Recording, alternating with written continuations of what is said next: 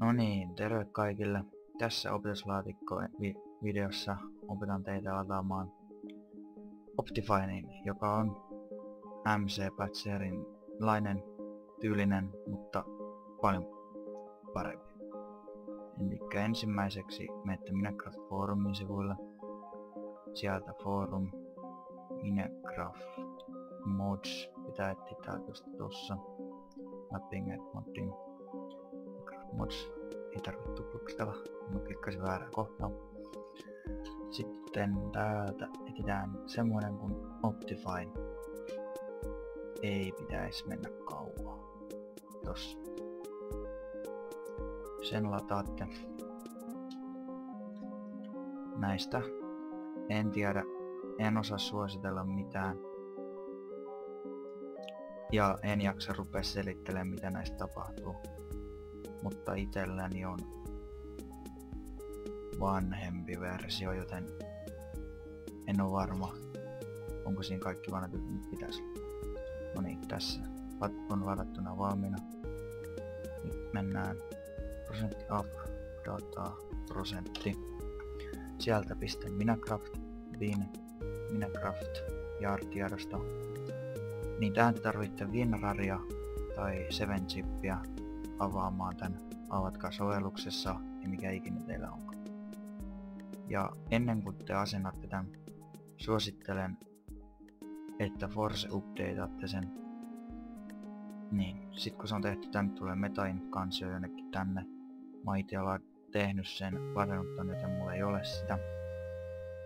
Ja sen poistatte. Sitten avaat Optifinein. Täältä avaat Minecraftin. Tosta noin. Kaikki siirrätte tonne. Mä rupeen niitä erikseen siirtelemään kun mulla on se. Sitten tästä Minecraft.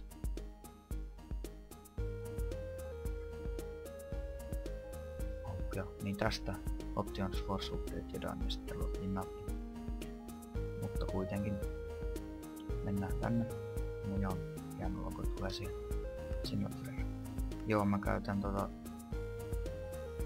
tällä hetkellä John Smith texture packia. Single play my world. Näin. Sitten näin. Options. Tässä on nämä kaikki uudet mitä tulee 1.8.1.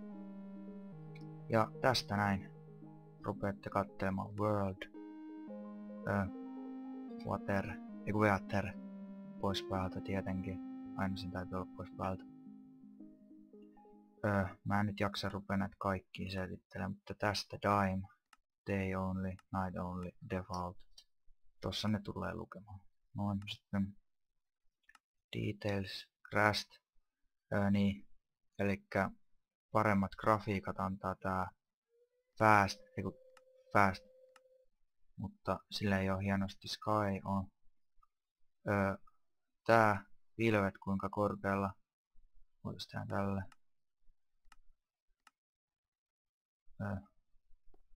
Ihan se tässä on. Kattokaa tohon. Video settings, details. Ja näette ne nousee ja laskee. Joo. Tästä fast. Niinku paljon tän niinku jo. Sitten täältä Control C, tulee tästä mukana. Zoom, se on left control kaiketi alusta alkaen. Sillä sä voit katsella tälleen hienosti. Voi, jos kuvaatte jotain hienoa juttua, tällä voi tehdä sen. Kuvata.